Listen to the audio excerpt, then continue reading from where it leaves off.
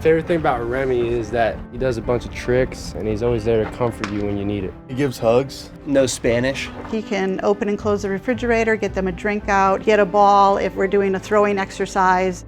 He'll get on the table with them sometimes for treatments if they're having a bad day. If they need him, he senses that and he just goes and hangs out with them. I think everyone on campus knows him as the baseball dog. I'm fortunate enough to know him as a lot more than that, as like my therapy puppy at UNC. One word, how would I describe Remington? One of the places we see him really go above and beyond is with injured athletes, and I think particularly those that have either season-ending or career-ending injuries. I was pitching in a scrimmage this fall, and it kind of just felt like there was a knife stabbing me in the back of the shoulder. And I tore my labrum in my back of my shoulder. You kind of just go into this space like, what's going to happen? Remy, no matter what, he's always going to be there for you. During my senior year of high school, I blew out my elbow and had to have Tommy John. There's a lot of mental blocks that an athlete has coming back from a major injury. Remington really helped me with like the mental side of it more than kind of the physical side. It was honestly amazing because it just felt like I had somebody that was always there for me. I'm on the soccer team. I have a lot of surgeries on my knee. I've torn my ACL 3 times and like meniscus twice. I've had 6 knee surgeries, and so what was best for me long term was medically retiring. He's been definitely like a light in a tunnel from UNC. This dog is for everyone, not just for baseball, and so I think that's really special.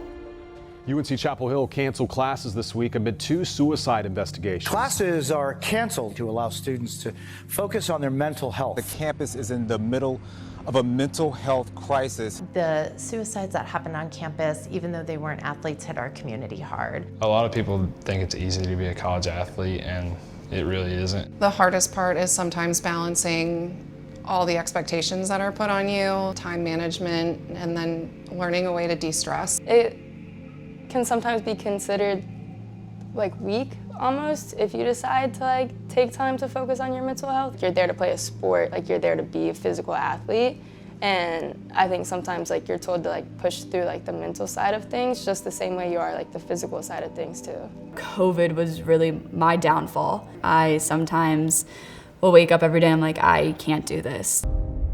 I think Remington's role is to be someone that calms people, makes them laugh. He helps de-stress people. You know, one of Remington's trade is to try to put you a little more at ease, and when you're more at ease, you're more likely to express yourself more. He makes me feel okay being vulnerable with the people that are around me. Anybody that gets to be with him, like they feel safe. You know, I've always had this saying as a coach, if someone can just help one player, even if you have 40, it's worth that someone being there, and Remington does a lot more than just help one player. Any avenue that gets us closer to real, open, vulnerable conversations, that's the most important thing. So I signed myself up for therapy, and immediately after that I had like so many teammates reach out to me and be like, how can I get help? A month or 2 ago, I lost one of my best friends due to some mental health reasons. Remington comforting me, and then talking with the coaches was honestly probably the best thing for me. Remy has been such a creative and unique avenue that I don't know that any of us ever expected. If I had to describe Remington in one word, I would say loving. I don't have just one word to describe him. Game-changing. Selfless. Reliable. Chill. Laid back and chilling. Joy. He's just pure joy.